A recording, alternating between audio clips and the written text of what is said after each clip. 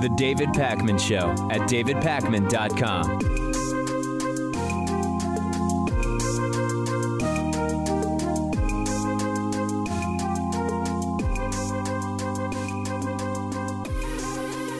So last week I reported to you that Donald Trump's personal lawyer, or I mean, I guess at this point we should say his former personal lawyer, Michael Cohen, lost his attorneys and was likely going to be cooperating with investigators. And we've now learned, according to friends of Michael Cohen, he is willing to talk specifically about what he knows about Donald Trump if given the right deal by investigators. And this is absolutely massive, because if there is a guy who could take down Donald Trump, it's likely Michael Cohen, at least from the characters that we know about so far. There could be people we don't even know anything about yet who have dirt on Trump. But from the people we know of, Cohen is one of those top guys, and he has been signaling to friends that, first of all, he is going to be hiring a new attorney. Reportedly, after his attorneys left him last week, that new attorney is Guy Petrillo, who's a very experienced trial lawyer. And not that we really needed more information about that part, but it's very clear that Michael Cohen thinks he's getting indicted, and he probably is getting indicted. And Guy Petrillo is the type of guy you hire if you think you're getting indicted. And that appears to be exactly the direction that it's going. But most importantly, Michael Cohen is the guy whose loyalty to Trump was considered to be unending and infinite. And you might remember when David Schwartz was one of Michael Cohen's lawyers, he went on Megyn Kelly's program and said that the reason why Michael Cohen is doing all this stuff for Donald Trump, the reason that he fronted $130,000 for Stormy Daniels by mortgaging his own house, it was because of love for Trump and loyalty to Trump. But it seems like we're kind of getting to the limits of that loyalty and love. And one of Cohen's New York friends who's in touch with him said to CNN, quote, "He knows a lot of things about the president, and he's not averse to talking in the right situation. If they want information on Trump, he's willing to give it." And at this point, who would really expect that Michael Cohen would maintain his loyalty to Donald Trump? Trump has basically abandoned the guy. He recently tried to put even more distance between Cohen and himself by claiming he hasn't even spoken to Michael Cohen for a long time. Here's a little bit of video of Trump saying that when asked about Cohen late last week outside the White House. President Michael Cohen might flip. Look, I did nothing wrong. You have to understand. This stuff would have come out a long time ago. I did nothing wrong. Is I don't Michael do Cohen anything still wrong. your friend? It's really nice. Is he still your friend? I always liked Still your Michael. friend? I haven't spoken to Michael in a long time. Is he still your lawyer? No, he's not my lawyer, but Your anymore. personal lawyer, and not But I anymore. always liked Michael. Are you? And he's a good person. Are you And I worried that think he he's will been. cooperate? Excuse Are me. you- Do you mind if I talk? I just want. Not my lawyer. Haven't spoken with him. Michael who? 130,000 what? Stormy Weather? Oh, Stormy Daniels. Nah, just doesn't ring a bell. I don't know what anybody's talking about.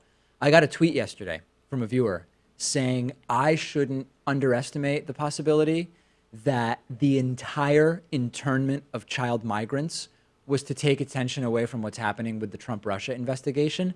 I'm not so sure. But speaking about that investigation, does anybody remember how the Steele dossier said that a man named Michael Cohen went to Prague for some sketchy meetings with Russians? And when we heard about that, Pat, the response from Cohen was, "I've never been to Prague. Check out my passport. There's no stamp from Prague, from the Czech Republic." He never walked the land of Prague, so maybe he just went to the airport. Right. I started thinking about this more, and I don't know why I didn't realize this at the time. I don't know how this eluded me for so long, but yesterday when I was reading about this story and reading about that assertion in the Steele dossier and the Prague stuff, Prague is the capital of the Czech Republic. The Czech Republic is part of what's called the Schengen area, okay? The Schengen area is a group, as Pat well knows based on his recent European adventure. The Schengen area is a group of 26 European countries that have gotten rid of all passport and border controls. And what this means is that if you enter the Czech Republic from another Schengen country, you don't even show your passport, never mind getting a stamp on your passport. And I experienced this when I was last summer traveling from Belgium to the Netherlands and back to Belgium and into France. No passport at any time. And Michael Cohen could have avoided the infamous stamp on his passport by first going to any other country in the Schengen area before going to Prague, and he wouldn't have a passport stamp. So at this point, don't we have to think that there is a very good chance that it's not some other Michael Cohen? We heard that was one defense from the Trumpists. That's a different Michael Cohen. It's not this. It's a different Michael Cohen who, of course, we have no idea who that other Michael Cohen would be. Isn't it more than likely that he did go to the Czech Republic but entered from a different country? Yeah, I'm just going to steer this in a little bit of a different direction for a second because Okay. you brought up the child detention centers. Yeah. Michael Cohen said about that that as he's the against son of a Polish Holocaust victim, someone Yeah. who has escaped the Nazis, presumably, he was very upset with this, and children should not be used as bargaining chips. So if he's willing to flip on the Trump administration in public, would he be willing to do so behind closed doors, in front of the Mueller team? I would say yes. I think there's a chance. By the way, one quick note. So yes, Michael Cohen expressed opposition to the internment of little kids in cages. And as a result, he also resigned as a Republican National Committee finance chair. How insane is it that he was still a Republican National Committee finance chair up until just a couple of days ago? That is truly stunning. And a lot of people didn't know that he was still actively a finance. It's not the finance chair. It is a finance chair for the Republican National Committee. Hopefully the truth will come out eventually. I'm on Twitter at @dpacman. The show is on Twitter at David Pacman Show. Send me your thoughts. What can we expect from Cohen? The David Pacman Show at davidpacman.com.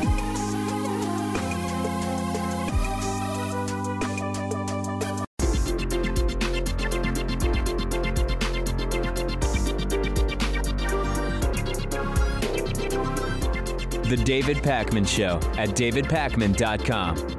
Today's new member of the day is Andrew David Cannon. Andrew, thank you for signing up at www.joinpacman.com. Also want to thank today's sustaining member of the day, James Tiseli.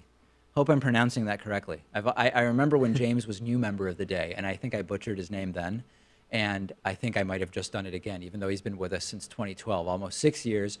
Join Andrew and James at joinpacman.com. Let's get to the phone, 617-830-4750. We are going to start today with our caller from the 336 area code. Lots of people holding. Don't hang up. We're going to try to get to a bunch of calls today. 336, go ahead. Jump right into your question if you'd like. So I'm wondering why it seems okay for Christians to be criticized, but not other religions per se. Give me an example of that. Well, it seems like it's everything on the news lately is right-wing conservative men are racist, anti-gay, etc. The list goes on and on. So you said that on the news, right-wing conservative men are those things, but your first thing was about criticizing Christians, but then you didn't mention Christians in terms. Are you saying that right-wing conservatives are by definition Christians? No, I'm not necessarily saying that. I'm using myself as an example. So what's an example of how Christians are being criticized? It seems like Christians are generalized. I like watching your show. I feel like you are relatively unbiased. You try to stay neutral, even if you don't necessarily agree with the other perspective. Okay. But what's an example? So give me an example of where Christians are generalized about. Christians are generalized as taking every word of the Bible literally, being irrational for taking every word of the Bible literally. Where though? Where did you see that What's an example of where you saw that generalization? You said in the news all the time now. Like, what would be an example of that? Well, with the recent stuff with the border stuff, it's how can you be a Christian if you're pro-Trump with what he's doing at the border, separating children from their parents? Okay, and you think that who's being generalized about? I feel like Christians in general. Yeah, I guess I'm just not understanding. I mean, it seems to me that there were some on the right who used the Bible to justify the policy, and then the reaction to that was, it doesn't seem very Christian to separate kids from their parents, but that's not a generalization about Christians. That's directly saying using the Bible to justify the policy is wrong. That seems to be not what you're saying it is. No, I guess I didn't have an appropriate example on hand. No, is there a different example maybe that you have? Well, I'm very into the evolution, creationism stuff. You have a lot on that on your channel. Uh-huh. And so what's the generalization there? It seems like it's pretty commonly accepted if you're a Christian and you believe the Bible, you can't be as rational as someone who doesn't believe the Bible and is atheist and believes everything about evolution that's ever been said. And who's making that argument? Atheist on every YouTube channel on the internet. I mean, is there a difference between focusing specifically on the idea of creationism versus evolution that might not be the same thing as making these broad generalizations you're alleging? What do you mean?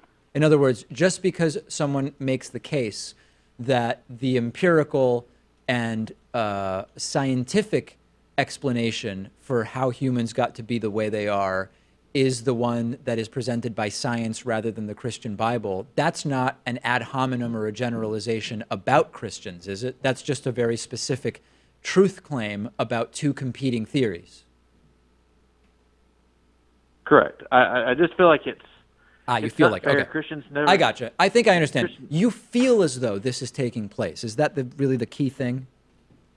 Yeah, I feel like there's Christians that have a voice on the news and on the internet that say these things that don't necessarily represent the rest of us.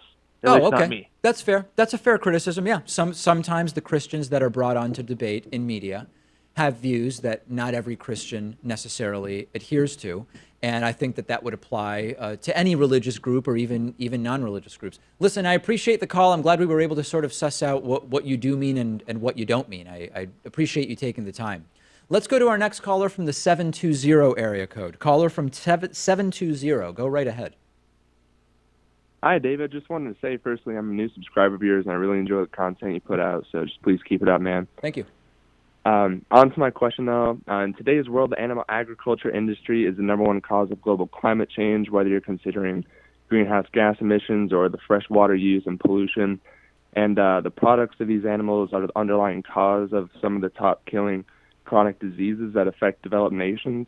I just want to know, what is your stance on the animal agriculture industry, and do you think that one day humans will have to transition towards a more plant-based lifestyle? Yeah. I mean, yes.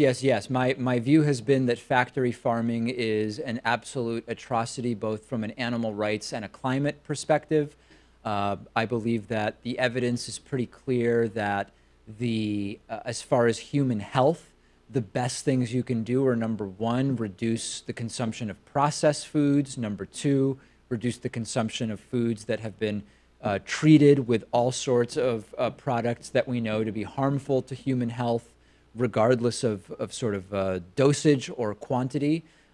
We know that the longest life expectancies that we see around the world tend to correlate with communities that have diets that are relatively low in red meat, moderate when it comes to poultry consumption, with the majority of animal protein coming from fish and seafood.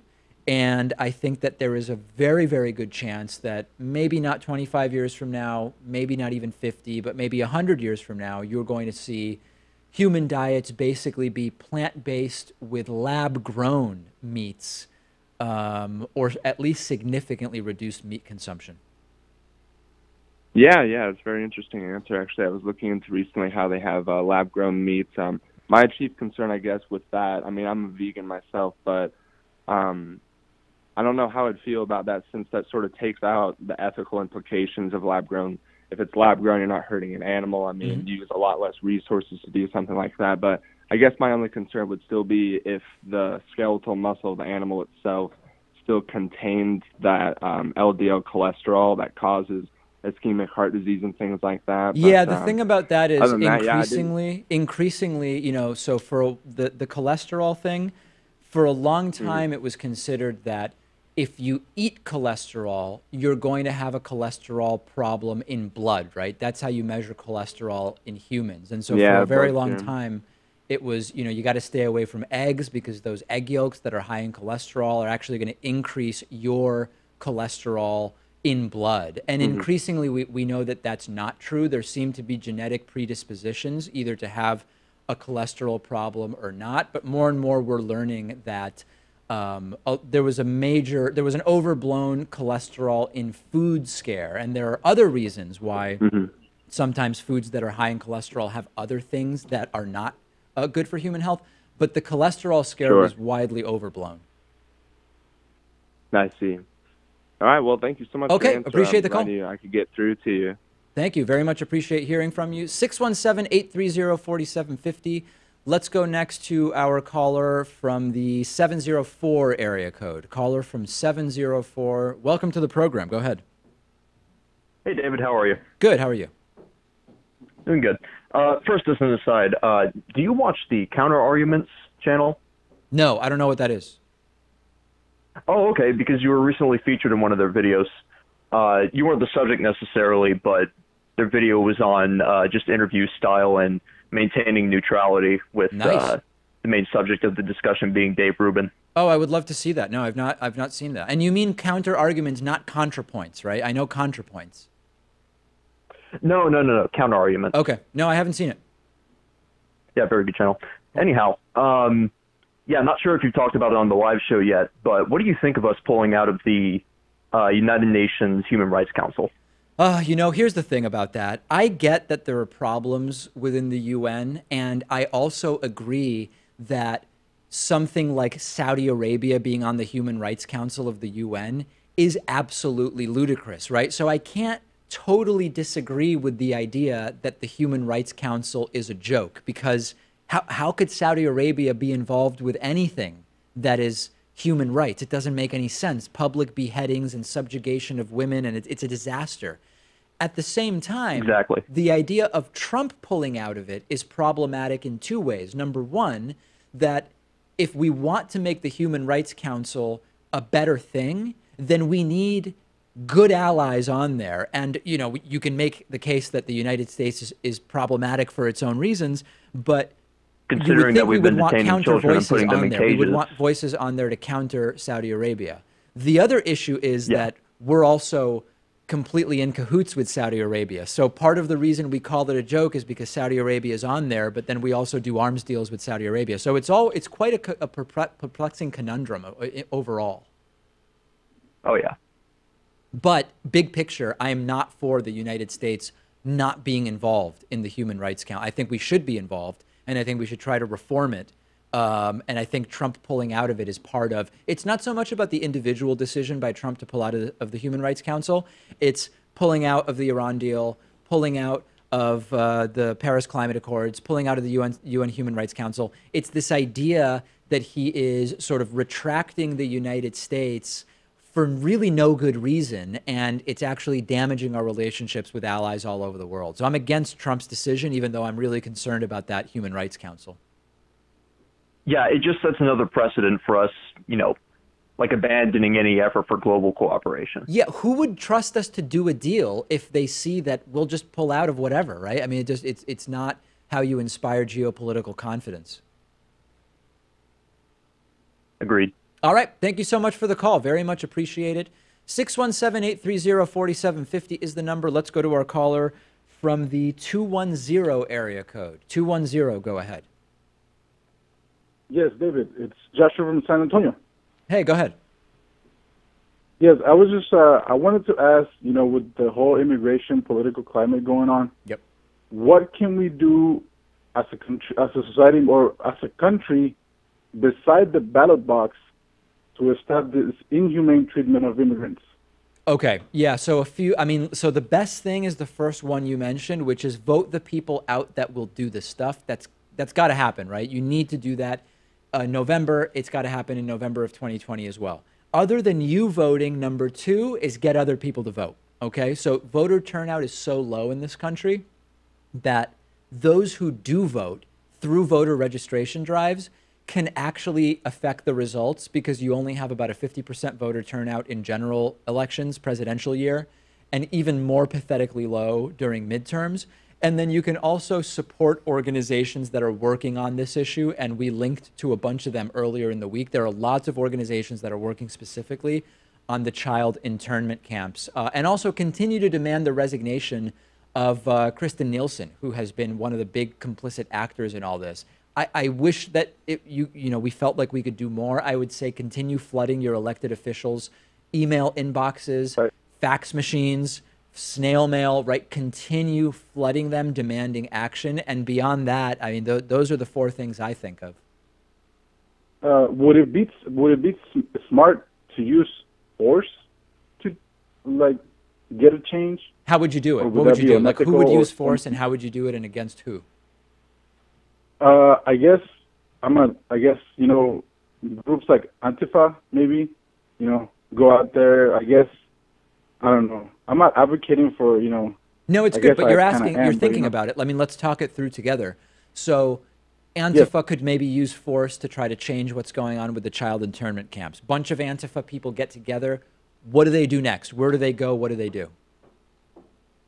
I guess you got me there. I guess just go, outside, the facilities and, just, I guess, burn it down maybe? Yeah, I don't think so. Try to get the kids out of there. And if you burn it down, won't you kill the kids inside? Yes, of course. Yeah. I was just, didn't want to do that. Trying to take, I guess, the Marxist approach to it, I gotcha. Yeah, I think in this case, you want to organize. I'm with you, the organizing and the protesting, but I don't think I'd go down and burn down the facilities where the kids are being held. Yes. Thank you for the call. Appreciate it. Let's take a quick break. If you're on hold, please don't hang up because we're taking a bunch more calls right after the break. The David Pakman Show at davidpakman.com.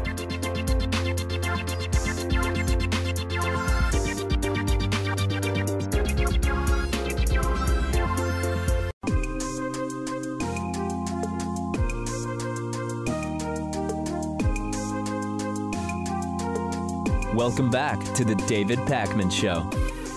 Let's get back to the phones. A lot of people are holding. Let's start with our caller from the 206 area code. Caller from 206, go ahead. Hey, David. I'm calling, and I wanted to challenge some of what you've said about the Jill Stein recount effort. Okay. I don't mind that you've taken a critical view on both her and the recount effort. Mm-hmm. But there are a few things that I felt the need to point out. One is that, the characterization that the funds have evaporated, I found to be very unfair.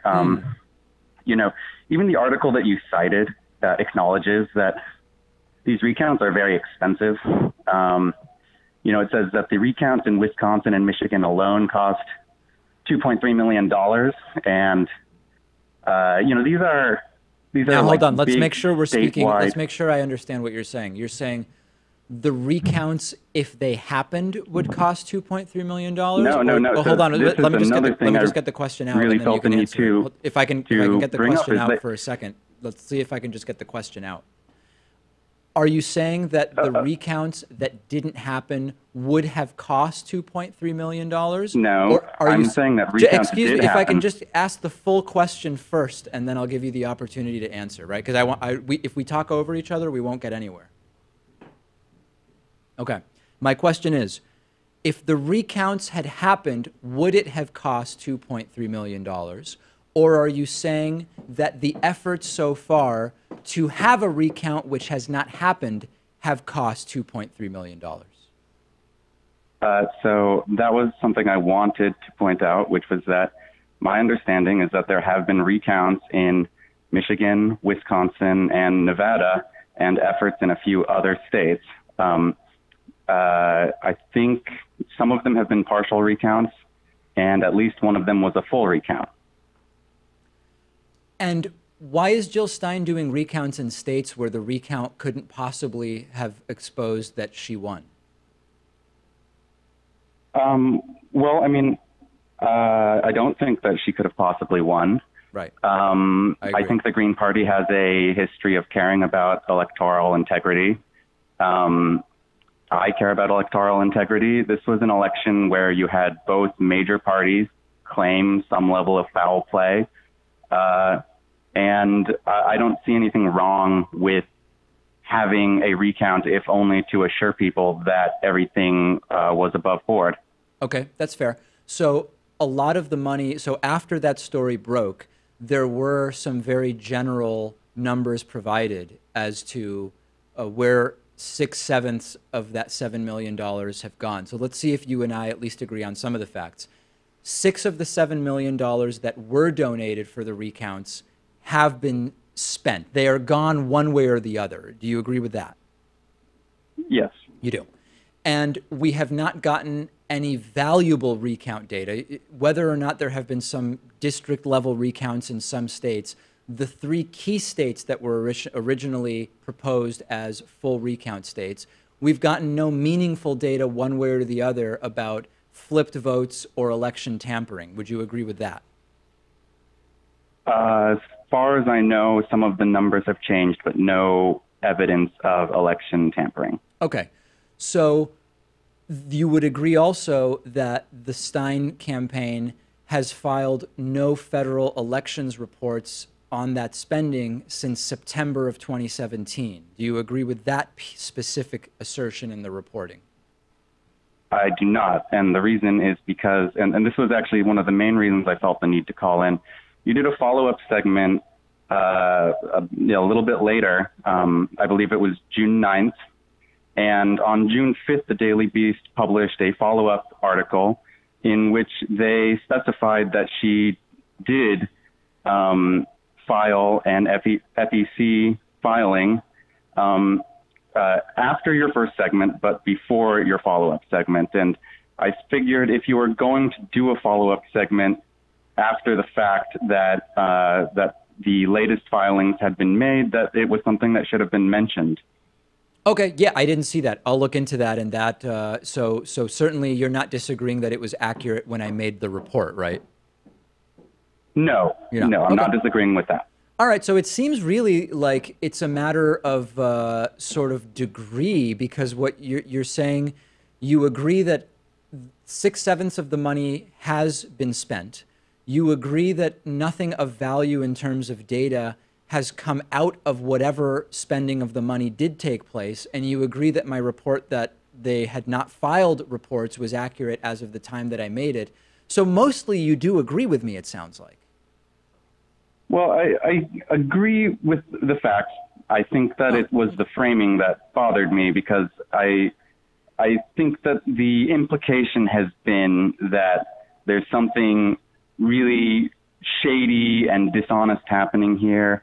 And, I think that if the claim had been simply that this was a waste of money, I wouldn't have really felt the need to say anything. But I just felt the need to correct the record on a few facts and challenge the framing a bit. Okay, so I don't actually know that you corrected any of the facts. The only fact that I think you've added is that after my report, there was other data, but that of course was in the future at the time of my report. So I'm not actually sure of what facts have been changed, but I think your main criticism is with my opinion, which is that, right, I mean, I've not made it a secret that I do think Jill Stein might be sketchy. I do find her presence at some of these Russian state television events to be odd. I do find the Green Party's history of dabbling with pseudoscience like homeopathy and anti-vaccine stuff to be sketchy. So yeah, like big picture, your opinion and mine differ. But as far as the facts go, we don't really seem to have any major disagreements. Most of that, I would characterize as a difference of opinion. Right. But you also made the assertion in your original segment that there had been no recounts, and that just didn't seem to be true to me. Well, whatever individual precinct level recounts you're claiming there have certainly been no recounts of the 3 states that the money was originally being raised for. I mean, that you acknowledge, right? We've not seen recounts in those 3 states. Wisconsin, I think, had a full recount. Okay, well, I will look into that. That's not something I'm aware of. I appreciate the call. I think, listen, I don't know what else to say, but I appreciate that person calling in and giving me their opinion. 765, let's go next to the caller from the 765 area code. Go ahead. Hi, David. It's Thomas again. Thanks for taking my call. No problem. Go ahead, Thomas. I did some work for Teachers Without Borders several months back, and I visited your native homeland, Argentina, and beautiful country. I stayed in Buenos Aires. I did some outreach work while I was there, and we went into lower and poverty areas, and we got to work with families and farmers. Mm-hmm. And visually, it's captivating. A lot of what you see, it's not something you see typically back here in the States. Just in terms of visual and just in terms of like the health care that they receive, to the lack of none. What, in your experience, or like, what I want to ask is, do you think we can legislate compassion, or is this a human empathy thing that comes from, schooling at a young age, from parenting, from friendships?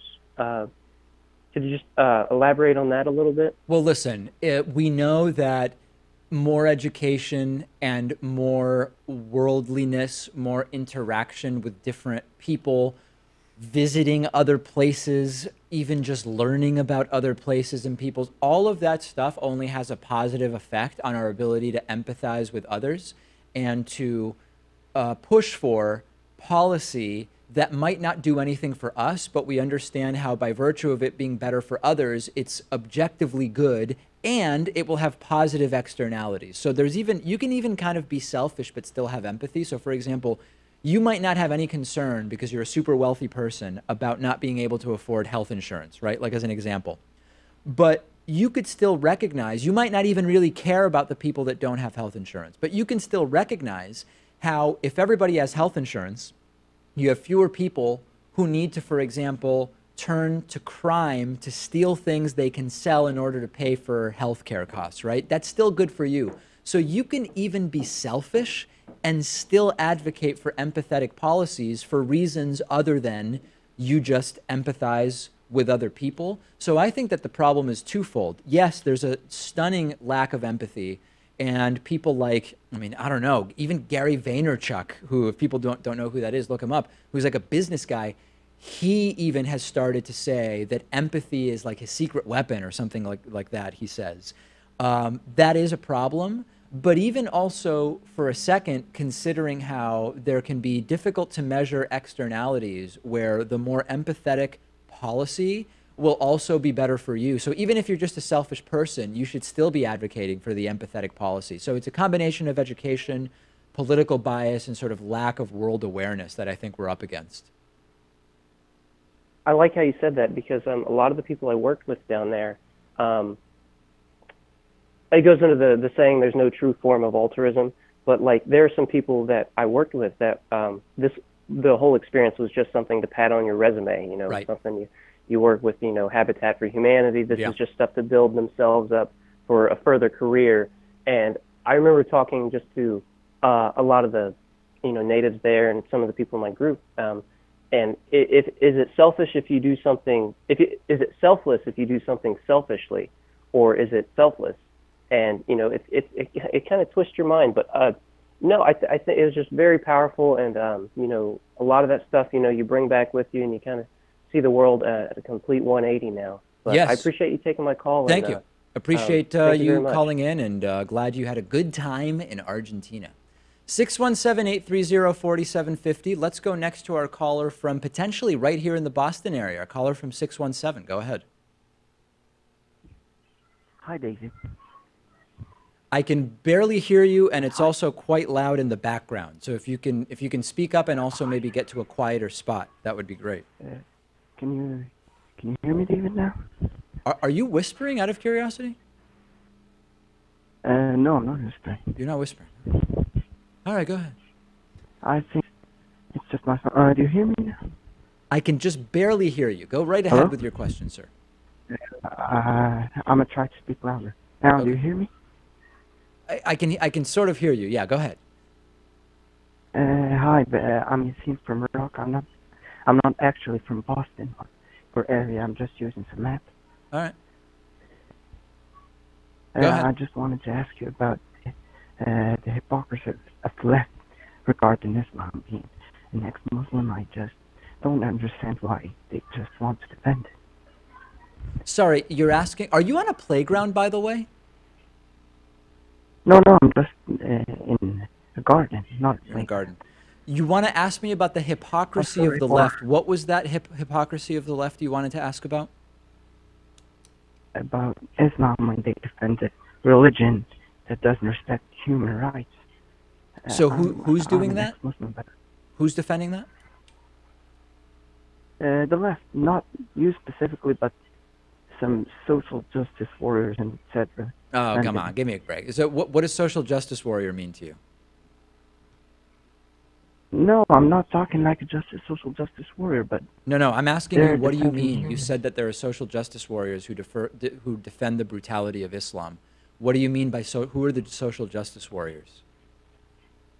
I know it's a pretty internet, a term from the internet, but it just needs some extremists, extreme leftists who just, not extreme leftists in the social or economic sense of the way, but just in the identity politics sense of the way. Okay, and what do you mean by identity politics? Racial and ethnic problems and also religious problems. Identity politics means racial, ethnic, and religious problems? I just don't know how to define it, but yeah.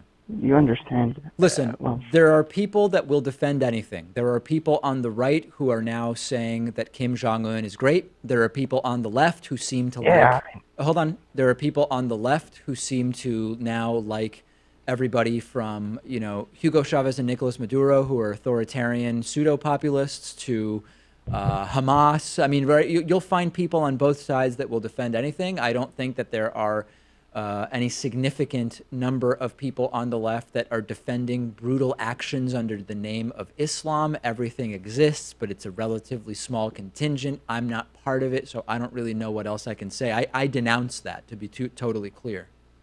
Sorry, can I speak now? You can speak now, yes. Sorry?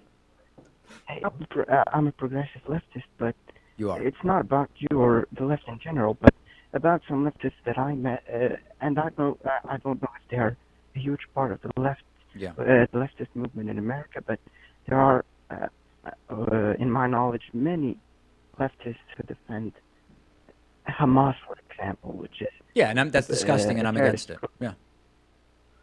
Yeah, because they say that they defend the Palestinians' right, which is completely... Well, Palestinians have rights, but that defending Hamas is not the same thing as defending Palestinian rights, right? Yeah, I know. Oh, I'm just saying that they use the excuse of Palestinians and the Palestinian problem to defend Hamas, which is a terrorist group. Right. I don't think any defense of Hamas is legitimate. Listen, I just don't think this is as big of a problem as I guess you think it is.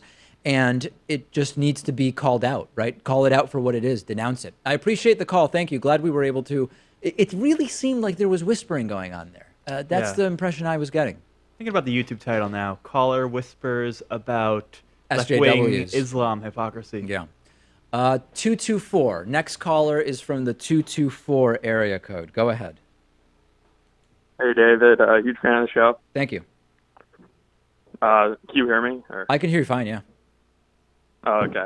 I was watching all your intellectual dark web videos lately, and you might have said this, but I was wondering if you thought that the huge obsession with people in the intellectual dark web is mainly a problem with a certain age group, like high school kids, college kids, and maybe a little after that, or it's basically anyone of any age. I don't have data on that, but my guess is that it's not 65-year-olds who are thinking that, Jordan Peterson and Dave Rubin are the answers to society's problems. That's my sense. I do think that it is a younger crowd. I think just anecdotally, if you look at the crowds from some of the events that these people do and people like Ben Shapiro, I think it is mostly younger people, disproportionately younger people, but I don't have any data on that. Yeah. So could I ask you just another quick question? Yeah, go ahead. The last caller? Sure. Okay. Because I know that there's a lot of people that love to throw around the race and IQ difference and the identity politics. Right. But whenever you try and look up statistics on it, it doesn't seem like I don't know if you could really call it like scientific evidence, because it doesn't seem like the stats are really like true. You're saying, let me just make sure I know what you're saying. Are you saying that there's not actually that much support for the idea that black people are inherently less intelligent, or that identity politics is the way to do politics? Or are you saying that the assertions people are making about those things aren't true? Oh, I'm saying they have a lot of support. I was saying that it seems like you're not saying the movement is small. You're just saying their assertions aren't true.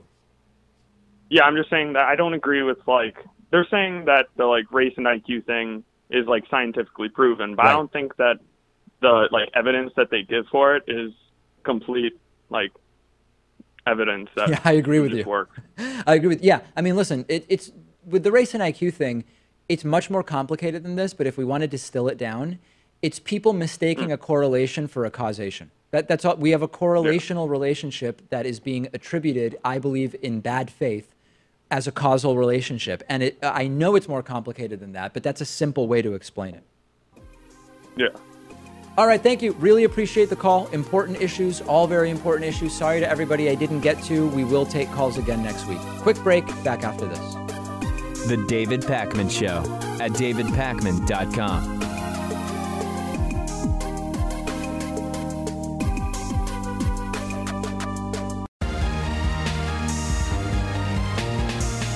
The David Pakman Show at davidpakman.com. Let's get to audience questions. I like this week's audience questions. First question, David, now that we've seen California's top 2 primary system in action, how do you feel about it as a mechanism for choosing general election candidates? Okay, so if you don't know what is going on in California, they have replaced their partisan primaries, where Republicans have a primary and pick their candidate for the general election, and Democrats have their primary and select their candidate for the general election. And then in November, the winning Republican and the winning Democrat face off. That's the way it is in most states, of course.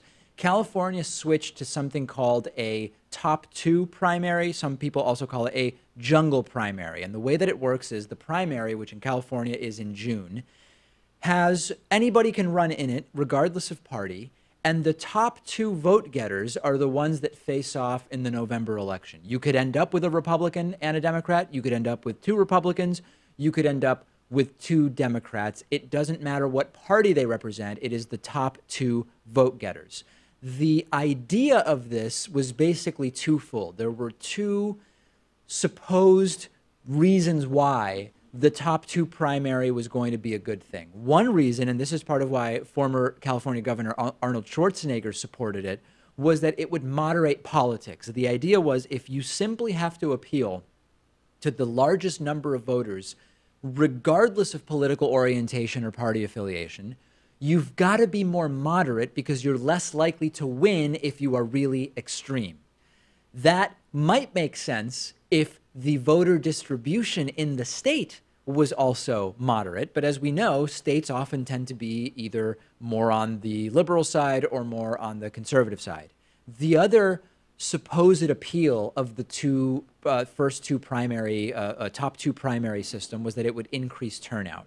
So far, neither of these things has happened, right? So if we evaluate the top 2 primary system on its own claimed areas of superiority, we have studies that find that, number one, when you have more candidates to choose from, people don't really end up actually voting for the moderates. They often actually get confused about the ideological differences between the extreme candidates and the moderate candidates within the same party.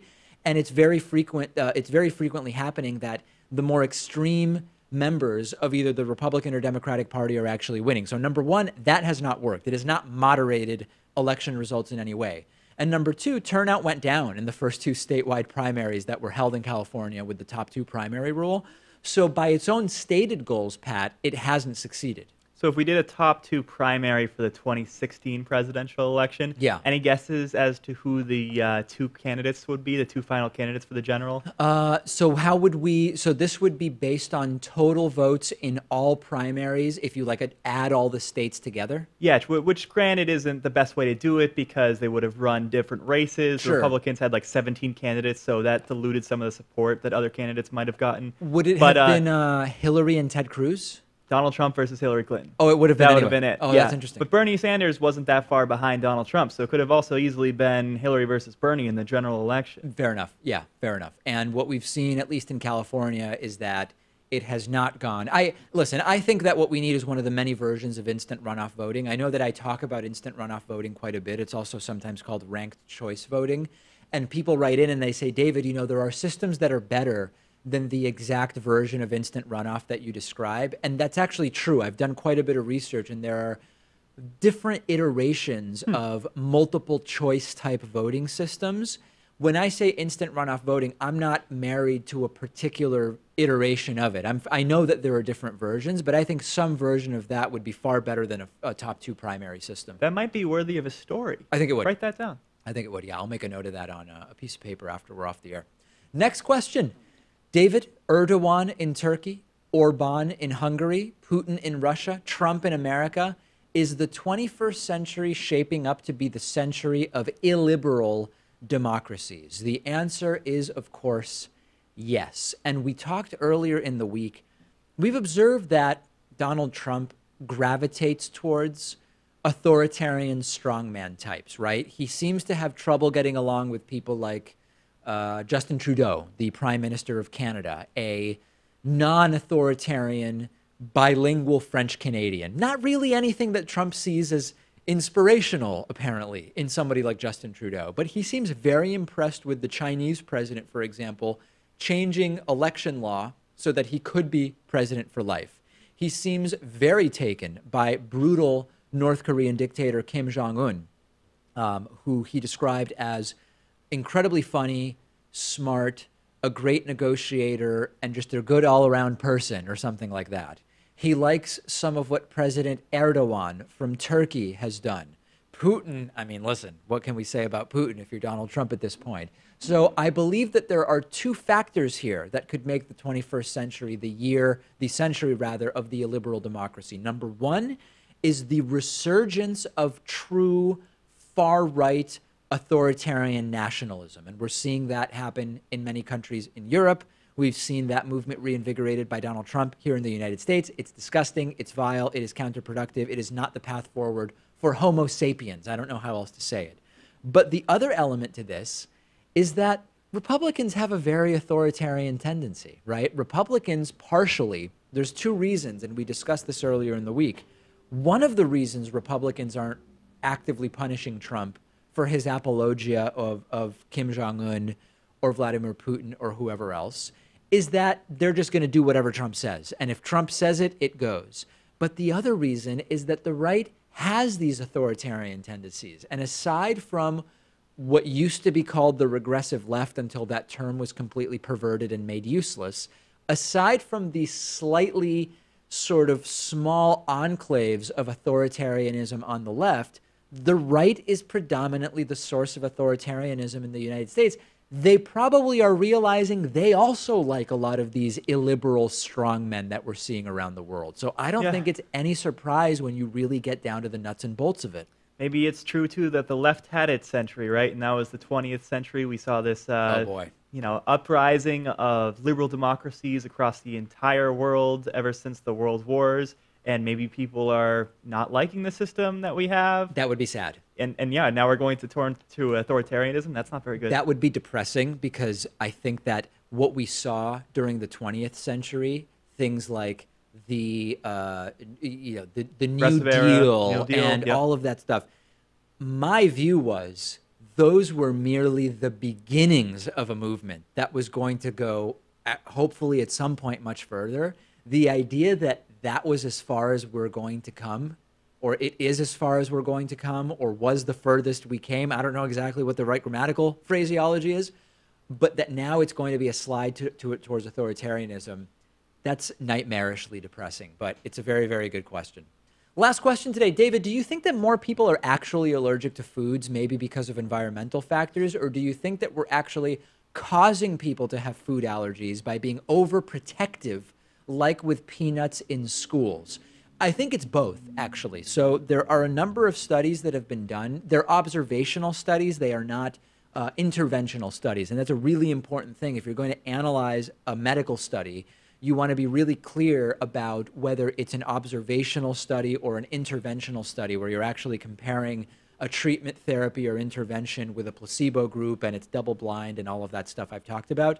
Observational studies point to a few factors for what are increased food allergies on the behalf of children and adults. Number one, there's the hygiene hypothesis, okay? That's the idea that when you overly protect children from infectious agents early in their lives, you can create a scenario where when they finally have the peanuts at age 5 or whenever, or when they're finally allowed to play in the dirt or whatever it was that many of us were allowed to do, the body, by virtue of having not been exposed to those individual things, elements, I don't know what to call it. Things sound so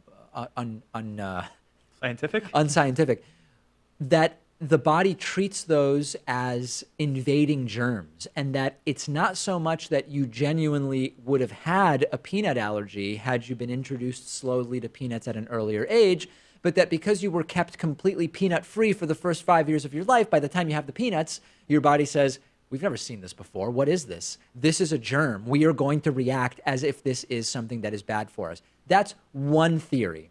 The other theory that has come, or hypothesis that has come from observational studies, is that environmental changes and factors are causing a problem here. And there's sort of two lines, right? One is environmental stuff. If climate warms, you have longer growing seasons for many types of plants that cause allergies, which makes people with respiratory allergies experience them for longer periods of time, and that can complicate food allergies as well, and it can just generally create worse pollen allergies, so on and so forth. That's one angle. The other angle is chemicals in food, right? That would be the other thing. Chemicals in food, chemicals in the water, chemicals in the air may be catalyzing allergies. We don't know the full scope of it yet, is basically what we come to, but all of the above are possibilities. Yeah, I'm worried about dipping my toes into this one. I remember I admitted to using a Keurig, and that sparked this year-long controversy. Yeah, almost pulled the show off the air, actually. Yeah, got kicked off the show for that, so I don't want to get involved in this one. 12 affiliates actually threatened to never broadcast the show again, and I had to tell him Pat was kidding when he talked about the Keurig. It's just like he plays a character on the air. His name's not even really Pat Ford, right? I mean, he's producer Pat Ford on the air, but we were able to stave off inevitable doom for the program as a result of that. Really, I'm a melancholy dude with a British accent. You would never know. Right. Yep, no question about it. And he's not even really vegan. That's part of the character as well. So that, unfortunately, it's probably going to be this. I believe the food allergy circumstance is going to be one of those things where in 15 years, we will without a doubt know what it is that set off the increase in adult and child food allergies, but that right now we have a bunch of competing or possibly complementary hypotheses. Thank you for the questions. If you have a question for us, send it in email, voicemail, Twitter, Facebook, my personal Instagram, the show Instagram, a trolling YouTube comment, a not trolling YouTube comment, Telegram, DHL, snail mail. I don't care how you send it in. We're ignoring all of them unless they're email. That's my message to you today, and we will talk to you on the bonus show.